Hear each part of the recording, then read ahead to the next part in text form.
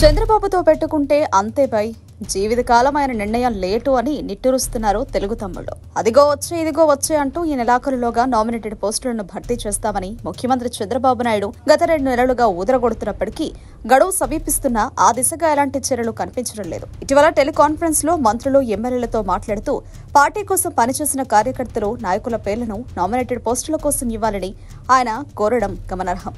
అయితే ఎందుకు ఈ జాప్యం జరుగుతోందని పలువురు ప్రశ్నిస్తున్నారు. మార్చి నెల ముగింపుకు వస్తున్న నామినేటెడ్ పదవుల భర్తీ ప్రక్రియ మాత్రం ఇంకా ముందుకు సాగలేదు. తిరుపతి, విజయవాడ, విశాఖపట్నం వంటి ప్రధాన నగరాల అభివృద్ధి సంస్థలకు చైర్మన్లను నియమించాల్సి ఉంది. ఈ పదవులకు తీవ్రమైన డిమాండ్, పోటీ నెలకొన్నాయి.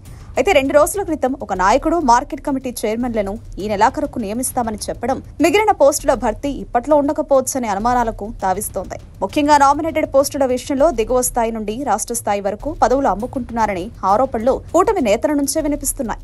ఇప్పుడు ఈ మాటలు ఎవరిని ఆశ్చర్యపరచడం లేదు. అధికారంలో ఉన్నప్పుడే సంపాదించుకోవాలనే ధోరణి సర్వసాధారణమైపోయింది. పార్టీ కోసం కష్టపడి పనిచేసే వారికి పదవులు కేవలం మీడియా ప్రకటనలకే పరిమితమని టీడీపీ నేతలు బహిరంగంగానే అంటున్నారు. పార్టీ కోసం నిజంగా పనిచేసేది 10% మందికి మాత్రమే పదవులు దక్కుతాయని, మిగిలినవన్నీ అమ్ముకుంటారని వారు నేరుగా ఆరోపిస్తున్నారు. ఈ విషయం ముఖ్యమంత్రి చంద్రబాబు నాయుడు, మంత్రి నారా లోకేష్ లకు కూడా తెలుసని, అంతా చూసి చూడనట్టు వ్యవహరిస్తున్నారని విమర్శిస్తున్నారు. దీనిని ప్రశ్నించే పరిస్థితిలో ఎవరూ లేరని వారు వాపోతున్నారు. అయినప్పటికీ 3వ సారి జరుగుతున్న ఈ నామినేటెడ్ పోస్టుల భర్తీకి ఇంత సమయం ఎందుకు పడుతుందో అర్థం కావడం లేదని పలువురు ప్రశ్నిస్తున్నారు.